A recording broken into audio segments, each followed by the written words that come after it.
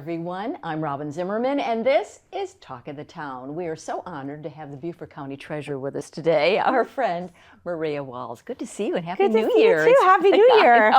So it's almost Easter. We should be saying Happy Easter. I'm excited about our topic today. Usually we talk about property tax or we're talking about bills, whatever. But today we're talking about a game called the tax game that you feel a lot of passion about as you go out and talk with kids about the Treasurer's office and taxes and programs and all of that. So I'm going to let you just dive in and explain a little bit of the history, how it got started. Yeah. So we have, in the Treasurer's office, we have always been focused on our customers. Engagement, informing, because information is power. Right. And about 10 years ago, I realized how many people did not understand their tax bill and thought, wow, these are grown adults that are struggling to understand the taxation process, what's on their bill, and kind of from a voter engagement perspective, where are their tax dollars going so that they can make an informed decision at the ballot box, right? Perfect. And I thought, okay, I'm a mother of 4. How can we start with our kids? If you're, as an adult, we want to support our constituents of today, our customers of today, but the customers of tomorrow matter too. And so we created a game. So your premise was if we teach the young people, then that will translate as they get older, they will understand more about where their dollars go. Yes. Yes. And so the game has to do with M&Ms. Yes. Candy is a big incentive. Absolutely. If you've ever given, I am sure all the parents watching have probably beckoned to say, you can have a Starburst if you do that, or you can get a candy as a prize. It's a great motivator when it comes with kids. And we start off by making a fun pack of M&Ms, which has about 14 M&Ms. And we tell them each M&M is $100. Now you see their response, whoa, this is a lot of money, $1,400, wow. Well, hey, half of those M&Ms are for your everyday bills, right? Because this is a mock adult life they are stepping into in the game. Half of those M&Ms are to go to pay your bills. You can't touch that. Mm-hmm. So at unexpected things, you want to go out to dinner, you need new shoes, you have taxes, has to come out of this other pile. Well, now the money they thought they had really went down significantly, right? And so we asked for volunteers. Someone volunteers to be my staff and I, because they're going to collect taxes.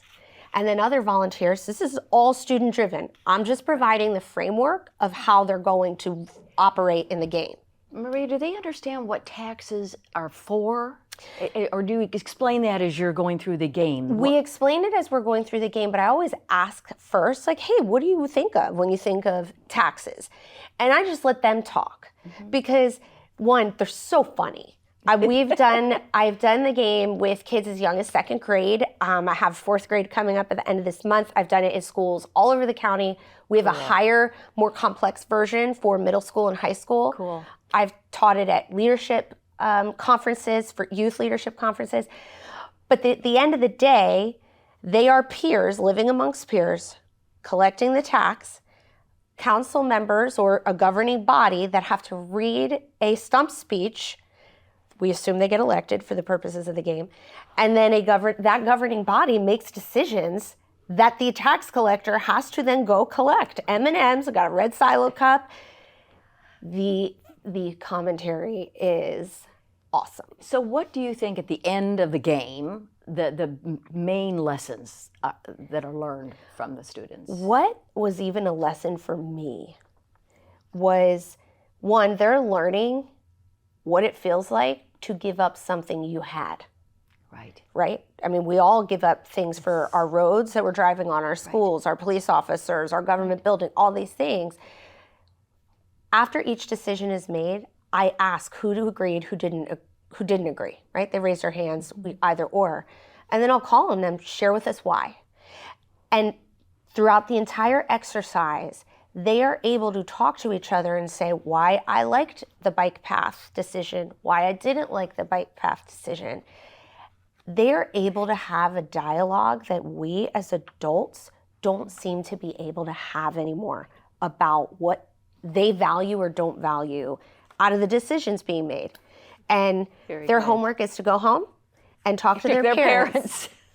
Very good. Watch a council meeting, mom and dad. Have you, written your representative? Get involved. Absolutely. So we talk about that. It is a great experience. And if a school or any group or wants homeschool group, anything that any group with kids, it is geared. We have a version for all different ages, so it's age appropriate as far as complexity and subject matter.